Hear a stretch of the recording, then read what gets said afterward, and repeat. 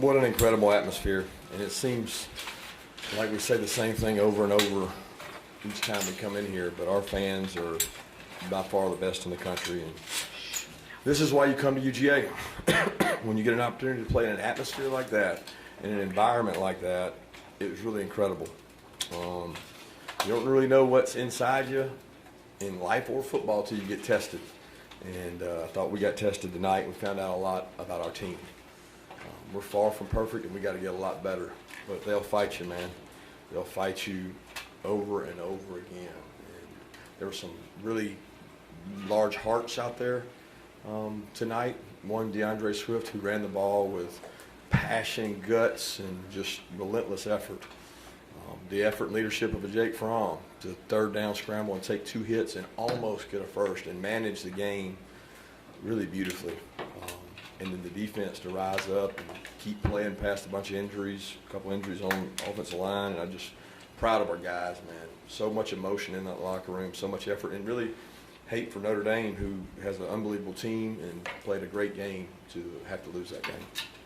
Kirby, you making adjustments at halftime on offense. Jay said it's going to pick up the blitz a little better than what we said on Saturday afternoon. I don't know that it was picking up the blitz. It was making sure we had some space to run the ball.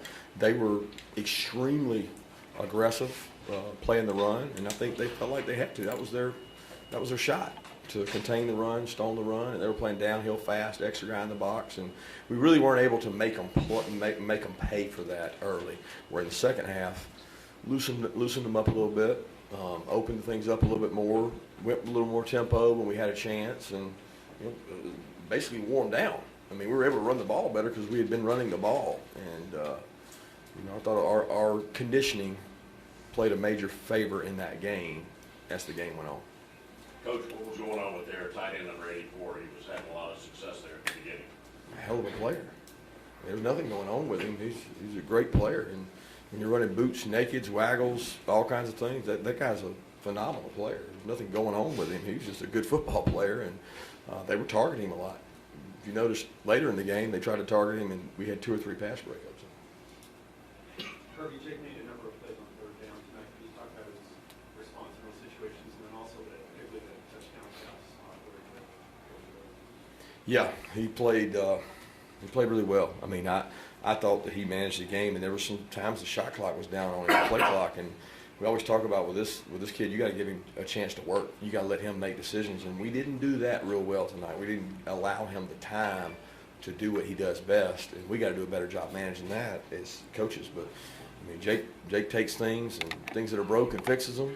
He makes wrongs right, and I'm glad he's on our team because he's a leader. He's a commander-in-chief. I mean, the guy makes good decisions. Even at those on the second play, can you talk about your secondary corner being tested like that? Hang on, the second question was about Cager on the third down, the throw. Yeah, I mean, he didn't check anything. I mean, he knew where to go with the ball versus that look, and I mean, if you max blitz him, I'm not gonna say he's gonna make you pay because you still got to win one-on-one, but he knows where to go with the ball, and he sees all those same pressures and coverages every day in practice from us, so he's not easily fooled by things.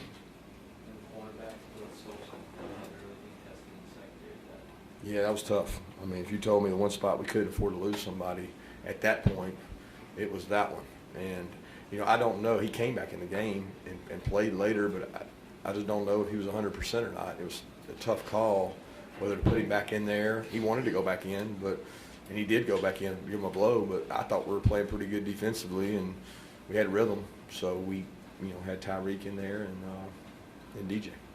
What has Devon Wilson done to put him in the position that he was in this evening to have the game he had? He works hard. Devon's a talented player that loves football. He works every day.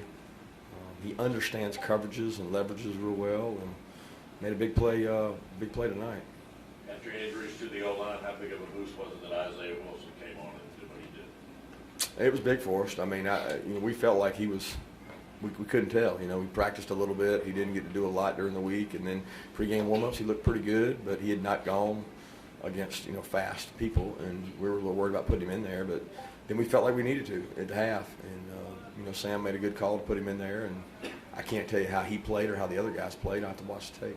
Is there anything else you could say about Rodrigo Blank in terms of the kicks ended up being just huge?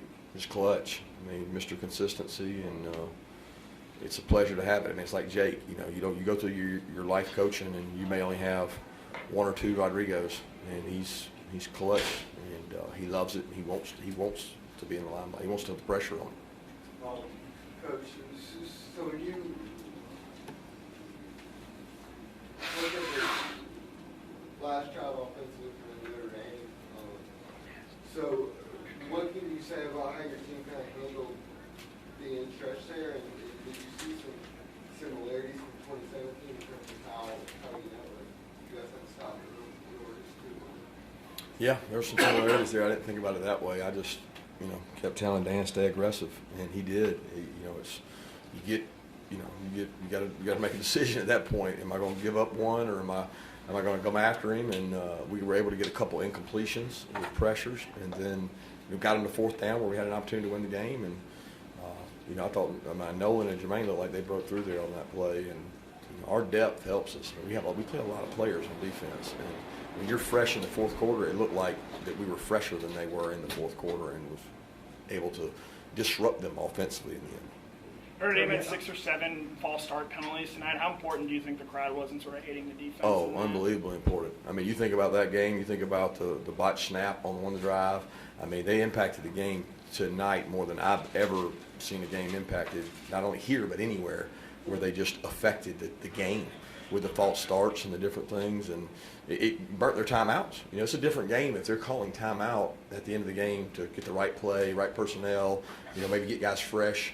And now they don't have them, and the clock's running because they burned them earlier because of the crowd noise caused them to. So it was definitely the 12th man today, and we certainly needed it.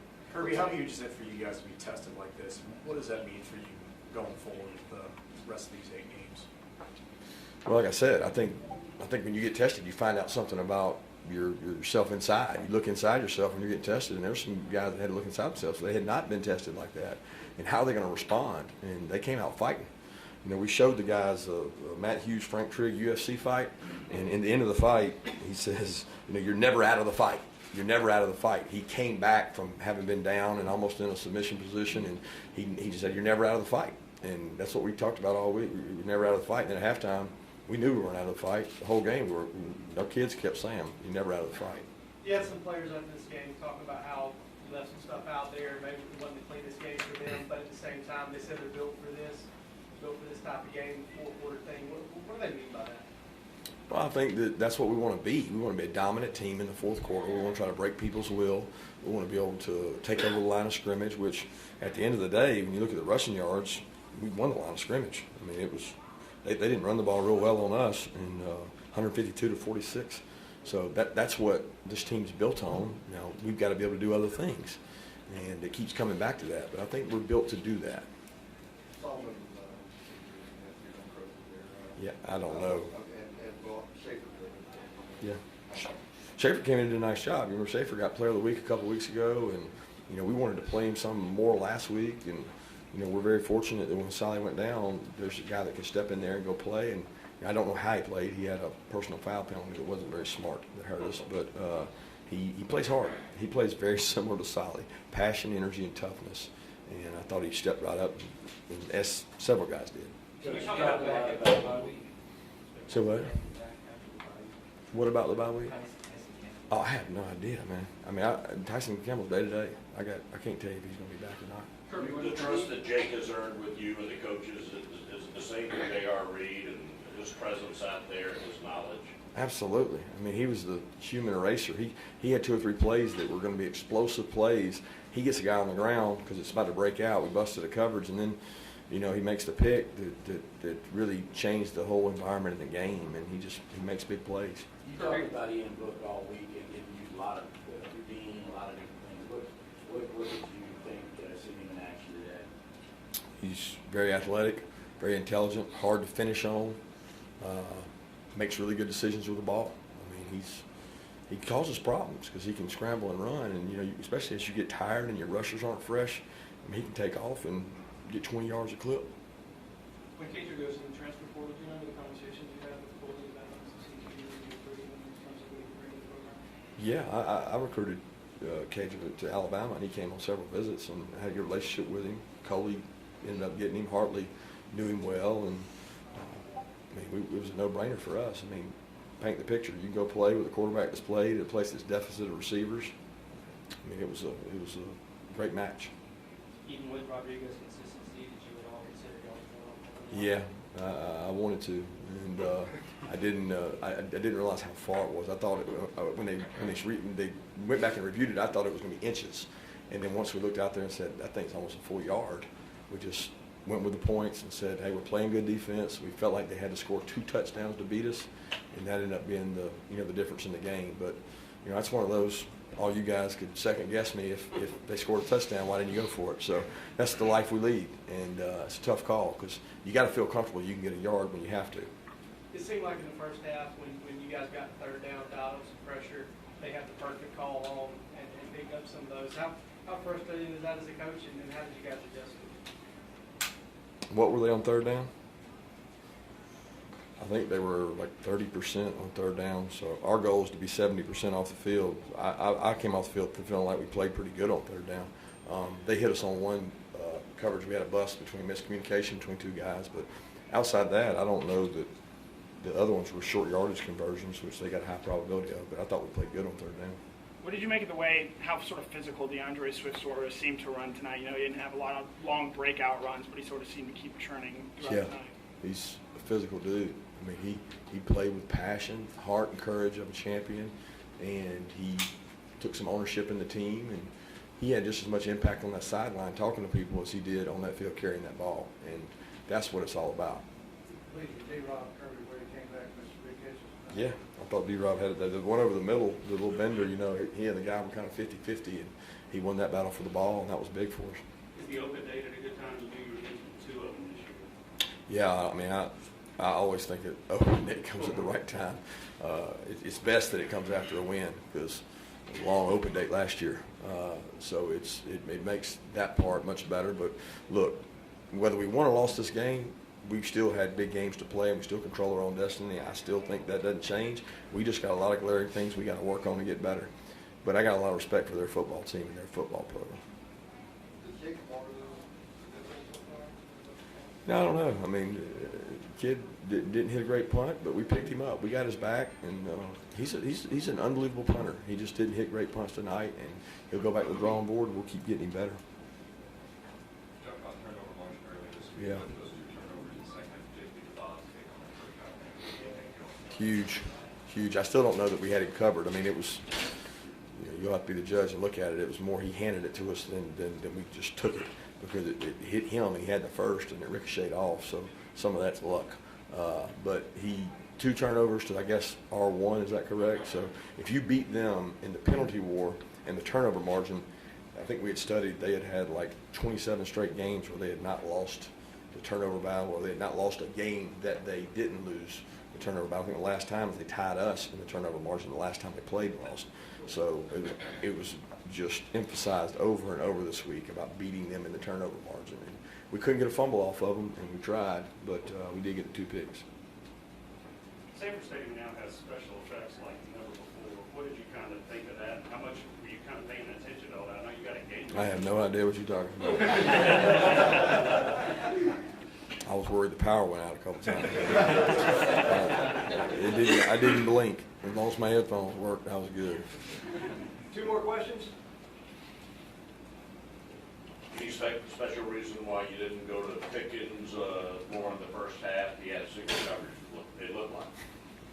Yeah, it might look like it, but it wasn't always single coverage, and there were some things they were doing, creating some problems for us. They did a good job mixing things up front, and to be honest with you, George is continuing to improve, and we want to go to George every opportunity we get. George has to be the complete player. He blocked really well tonight, did some good things tonight. We tried to go to him in the end, but in the beginning, they didn't present us an opportunity to do that a lot, and it's not one-on-one like you think when it's quarters. Last question, anybody? Kirby, I don't know how many snaps Tyreek McGee got in the first few games, but to keep him invested and when you come through, is that kind of expected for us?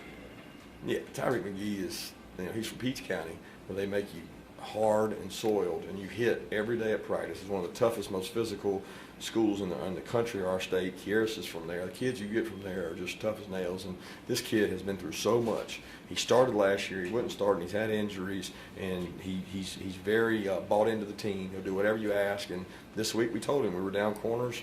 If somebody gets hurt, you may have to play. Instead of repping at star and safety, we're going to put you at corner, and you know, he took reps at corner, and he went in the game and played.